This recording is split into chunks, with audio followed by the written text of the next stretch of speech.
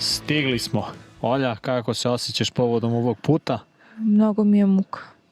Mnogo krivina. Gladna sam.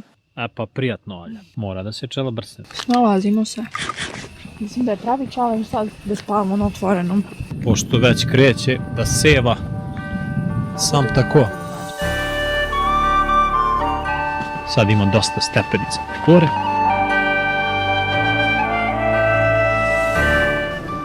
Ima baš dosta ljudi, boga mi. Dobro, ipak je praznik, Krstovdan.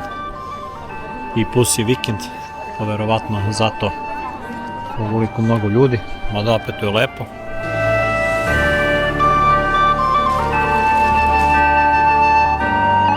Teško da možemo da uđemo. Ima dosta gužve. Evo manastira. Bože, hvala ti što smo stigli. Da se pomolimo ovde, da se prekrstimo, pa šta da radimo?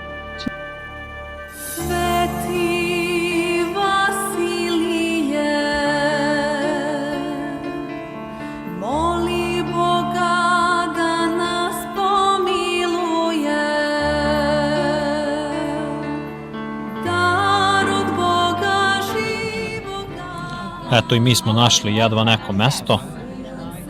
Baš je previše ljudi. Op, nesta pola struje. Sevnulo je baš dobro. Sve u svemu. Ovde spavamo. Hvala Bogu, stigli smo, sve u redu. Do duše, priprema se malo kiša, malo nas prska. Ne znam šta će da bude ako udari neki pljusak. Ne znam gde ćemo i šta ćemo.